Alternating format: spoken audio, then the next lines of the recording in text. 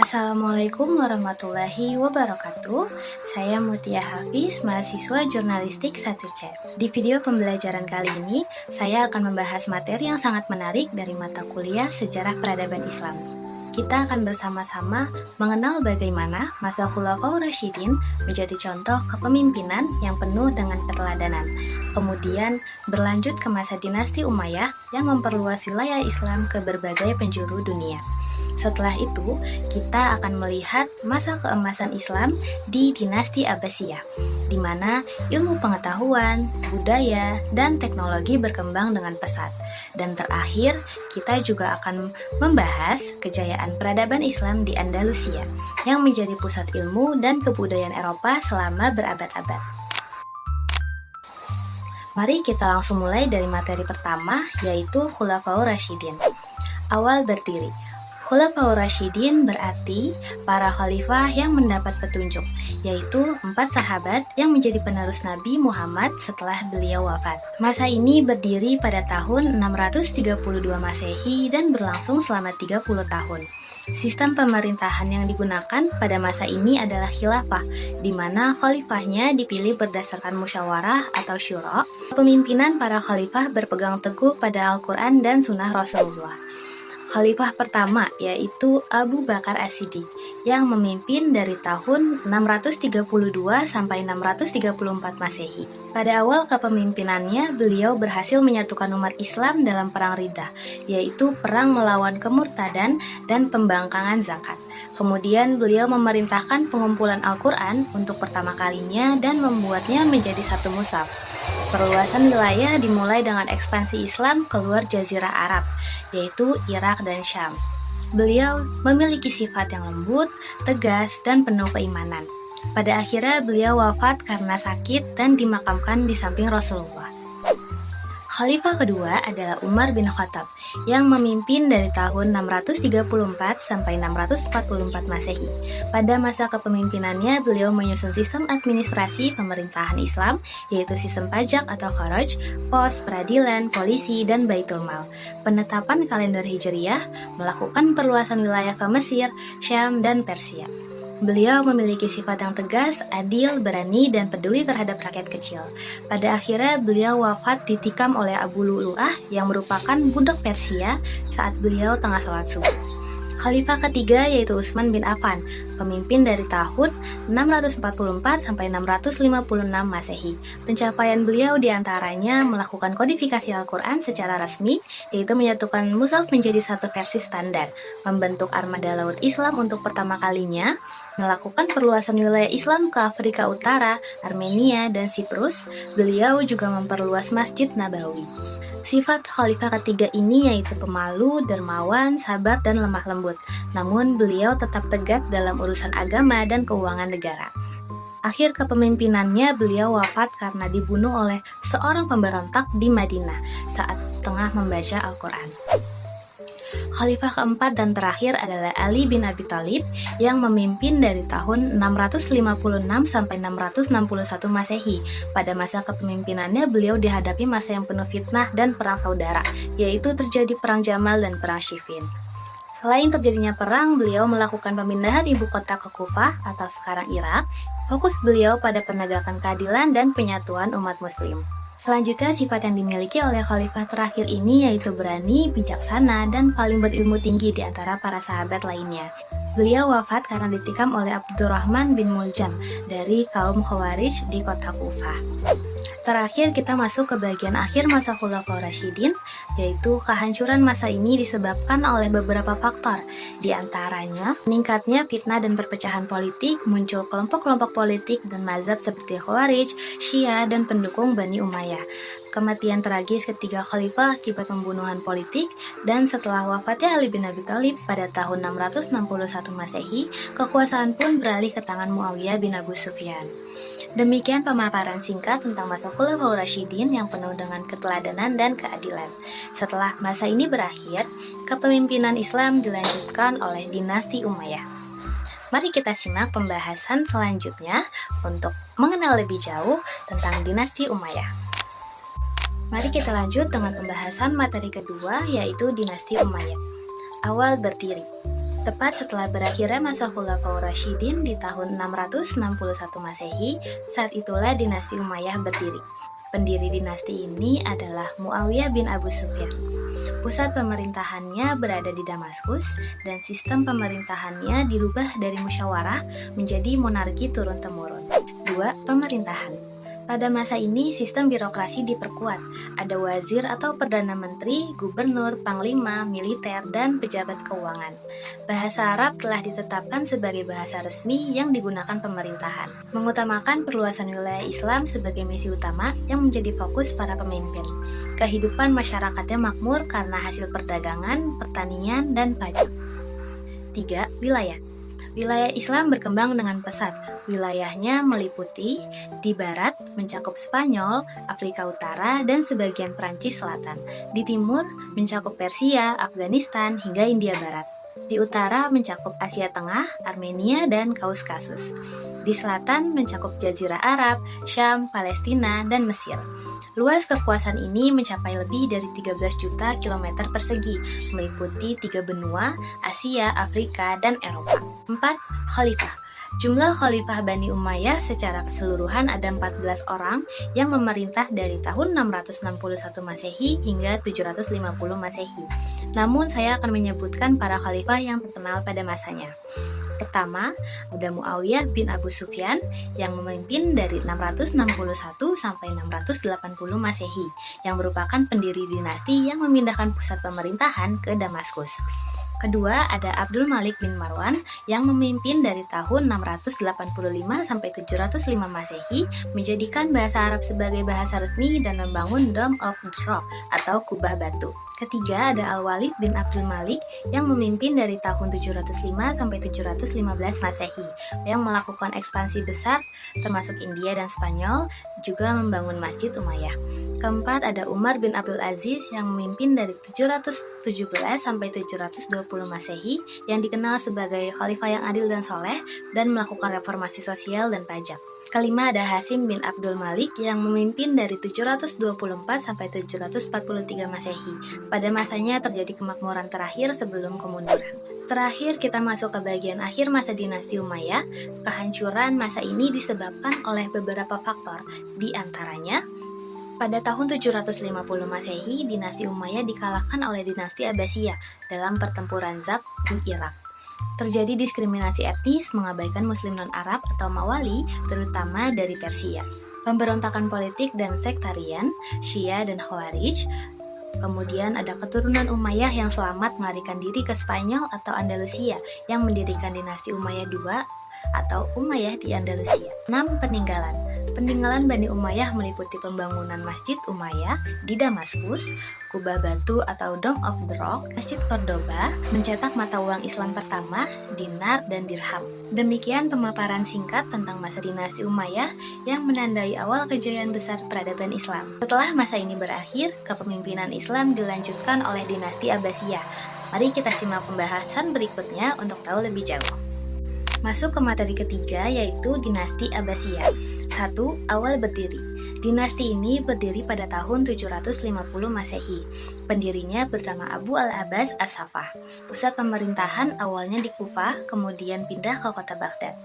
Wilayah kekuasaannya meliputi Afrika Utara, Timur Tengah, Persia, hingga India. 2. Pemerintahan. Pada masa dinasti Abbasiyah, sistem pemerintahan tetap monarki turun-temurun. Kemudian, struktur pemerintahannya lebih terorganisir dan birokratis. Penggunaan konsep persamaan Islam atau egaliter, yakni memberi kesempatan yang sama bagi non-Arab, masa ini banyak menggunakan wazir dan pejabat non-Arab, terutama dari Persia yang ahli dalam administrasi dan ilmu pengetahuan. Jadi tidak hanya orang Arab saja yang menjabat seperti pada dinasti Umayyah sebelumnya. Masa ini dikenal sebagai zaman keemasan Islam atau The Golden Age of Islam. ditandai dengan kemajuan ilmu, filsafat, kedokteran, astronomi, sastra, dan seni. 3. Khalifah. Jumlah khalifah dinasti Abbasiyah seluruhnya ada 37 orang yang memerintah dari tahun 750 Masehi hingga 1258 Masehi. Saya akan menyebutkan khalifah-khalifah yang terkenal pada masanya. Pertama ada As-Saffah yang memimpin pada tahun 750 sampai 754 Masehi yang merupakan pendiri dinasti yang menggulingkan Bani Umayyah. Kedua ada Al-Mansur yang memimpin pada tahun 754 sampai 775 Masehi. Beliau yang menjadikan kota Baghdad sebagai ibu kota baru. Selanjutnya ada Harun ar-Rasyid yang memimpin pada tahun 786 sampai 809 Masehi. Masa kepemimpinannya menjadi puncak kejayaan Abbasiyah, ilmu pengetahuan dan kebudayaan berkembang pesat. Selanjutnya Al-Ma'mun yang memimpin pada tahun 813 sampai 833 Masehi. Beliaulah yang mendirikan Baitul Hikmah atau rumah kebijaksanaan di Baghdad, juga mendukung ilmuwan dan filsuf. Keempat, akhir. Berakhirnya dinasti Abbasiyah didorong oleh beberapa faktor. Pertama, faktor internal. Ada konflik politik antar khalifah dan perebutan kekuasaan, kemewahan istana, dan lemahnya moral para khalifah terakhir. Lemahnya kontrol pusat terhadap provinsi-provinsi yang mulai merdeka. Pengaruh besar tentara bayaran Turki yang sering memberontak. Faktor eksternalnya yaitu serangan dari bangsa asing seperti Buawiyah tahun 945 Masehi, Seljuk 1055 Masehi, dan akhirnya Mongol. Penyerbuan Mongol di bawah Hulagu Khan tahun 1258 Masehi menghancurkan Baghdad dan membunuh Khalifah Al-Mustasim Billah, menandai berakhirnya kekuasaan Abbasiyah di Baghdad. 5. Peninggalan. Dinasti Abbasiyah dikenal dengan kemajuan ilmu pengetahuan, kebudayaan, dan pemerintahan yang luar biasa, menjadikan peninggalan berharga bagi peradaban Islam dan dunia. Beberapa peninggalannya yaitu 1. Pendirian Baitul Hikmah di Baghdad. 2. Masjid Agung Samara dengan menara spiral. 3. Perkembangan sastra Arab klasik seperti Alf Lailah wa Laila atau 1001 Malam. Keempat, sistem birokrasi modern, administrasi, dan perpajakan yang rapi. 5. Pengembangan pendidikan melalui madrasah dan perpustakaan umum. Selain itu, ada juga tokoh-tokoh besar yang lahir pada masa ini, seperti Al-Khwarizmi yang ahli dalam bidang matematika dan penemu Al-Jabar. Kedua, Ibnu Sina dalam bidang kedokteran. Ketiga, Al-Farabi, Al-Ghazali, dan Ibnu Rushd dalam bidang filsafat. Keempat, Al-Biruni dalam bidang astronomi dan geografi. Kelima, Jabir bin Hayyan dalam bidang kimia. Demikian pemaparan singkat tentang masa dinasti Abbasiyah yang menjadi puncak kejayaan ilmu pengetahuan dan peradaban Islam. Setelah masa ini berakhir, peradaban Islam berlanjut di Andalusia, yang akan menjadi pembahasan terakhir kita. Kita akan masuk ke dalam materi terakhir, yaitu peradaban Islam di Andalusia. 1. Awal berdiri. Awal masa ini dilatar belakangi oleh beberapa hal, diantaranya pada tahun 711 Masehi, Tariq bin Ziyad menaklukkan Andalusia mengalahkan Raja Visigoth. Kemudian, adanya dukungan Kekhalifahan Umayyah yang merupakan wilayah bagian dari kekuasaan Islam. Kemudian Abdurrahman I mendirikan Emirat Cordoba tahun 756 Masehi yang menjadi cikal bakal peradaban Islam di sana. Cordoba menjadi pusat ilmu, budaya, dan pemerintahan Islam. Masa keemasan, Andalusia berkembang pesat dalam ilmu pengetahuan, filsafat, dan seni. 2. Pemerintahan. Terdapat 5 masa yang menjadi perjalanan panjang peradaban Andalusia. Pertama, masa Emirat, tahun 756 sampai 929 Masehi. Dipimpin oleh Abdurrahman Ad-Dakhil atau Abdurrahman I sebagai amir atau pemimpin tanpa mengklaim gelar khalifah. Fokus pada penyatuan politik dan stabilitas wilayah, Cordoba menjadi pusat pemerintahan dan kebudayaan. Kedua, masa kekhalifahan Cordoba tahun 929 sampai 1031 Masehi didirikan oleh Abdurrahman III yang memproklamirkan diri sebagai khalifah pada tahun 929 Masehi. Masa ini merupakan puncak kejayaan Andalusia karena pemerintahan stabil, ilmu pengetahuan, seni, dan arsitektur berkembang pesat, toleransi tinggi antara Muslim, Kristen, dan Yahudi. Cordoba menjadi kota terbesar di Eropa saat itu dengan ribuan masjid, sekolah, dan perpustakaan. Ketiga, masa Muluk Al-Tawaif atau kerajaan-kerajaan kecil tahun 1031 sampai 1090 Masehi. Setelah kekhalifahan runtuh, Andalusia terpecah menjadi lebih dari 20 kerajaan kecil seperti Granada, Sevilla, Toledo, Zaragoza, dan Valencia. Masing-masing kerajaan berkuasa secara independen, tetapi sering saling berperang. Kondisi ini melemahkan kekuatan Islam dan membuka peluang bagi serangan Kristen dari utara atau Reconquista. Keempat, masa dinasti Murabitun dan Muwahhidun tahun 1090 sampai 1238 Masehi.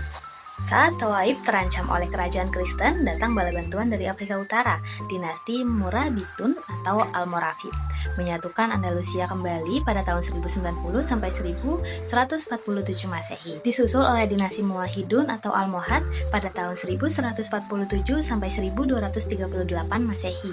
Keduanya berhasil menguatkan Islam sementara, namun perlahan kehilangan kekuasaan. Kelima, masa kerajaan Granada tahun 1238 sampai 1492 Masehi. Dinasti Bani Ahmar atau Nasrid mendirikan kerajaan Granada, pusat terakhir Islam di Spanyol. Kota ini makmur dan terkenal dengan istana Alhambra yang megah. Granada bertahan lebih dari 2 abad sebelum akhirnya jatuh ke tangan Raja Ferdinand dan Ratu Isabella pada 2 Januari 1492 Masehi, menandai akhir peradaban Islam di Andalusia. 3. Wilayah Andalusia mencakup hampir seluruh semenanjung Liberia, sekarang Spanyol dan Portugal. Pada puncak kejayaannya, kekuasaan Islam meliputi seluruh Spanyol Selatan dan Tengah, sebagian Portugal, sebagian wilayah Perancis Selatan atau Septimania. Pusat-pusat utama pemerintahan dan peradaban berada di Cordoba yang menjadi pusat ilmu dan pemerintahan, Granada pusat kebudayaan akhir, Sevilla, Toledo, Zaragoza, dan Valencia menjadi pusat ekonomi dan perdagangan. 4. Pemimpin. Berikut adalah pemimpin yang berperan penting dan paling terkenal di antara para pemimpin lainnya. 1. Torik bin Ziyad tahun 711 Masehi yang menaklukkan Andalusia dan membuka pintu Islam di Eropa. 2. Abdurrahman Ad-Dakhil 1 tahun 756 sampai 788 Masehi yang menjadi pendiri dinasti Umayyah di Andalusia yang memperkuat politik dan militer. Abdurrahman III tahun 912 sampai 961 Masehi mendirikan kekhalifahan Cordoba yang menjadi masa puncak kejayaan. 4. Al-Hakam II tahun 961 sampai 976 Masehi meningkatkan ilmu pengetahuan, mendirikan perpustakaan besar di Cordoba. 5. Al-Mansur Ibn Abi Amir atau Al-Manzur tahun 981 sampai 1002 Masehi, pemimpin militer hebat, memperluas wilayah dan melindungi kekhalifahan. Selanjutnya Muhammad bin Yusuf atau Bani Ahmar tahun 1238 sampai 1273 Masehi sebagai pendiri kerajaan Granada dan pembangun istana Alhambra. 5. Akhir. Berakhirnya peradaban besar ini terjadi karena beberapa faktor, diantaranya faktor internal, terjadi perselisihan dan perang saudara antar kerajaan Islam atau Tawaif, lemahnya persatuan umat Islam, gaya hidup mewah para penguasa yang mengabaikan urusan rakyat, menurunnya semangat dakwah dan jihad. Faktor eksternal, gerakan Reconquista dari kerajaan-kerajaan Kristen seperti Kastil, Aragon, dan Leon dari utara, dukungan Paus dan negara-negara Eropa terhadap perang melawan Muslim, perjanjian-perjanjian politik yang merugikan pihak Muslim, dan akhirnya Granada jatuh pada tahun 1492 Masehi, menandai berakhirnya pemerintahan Islam di Spanyol. 6. Peninggalan.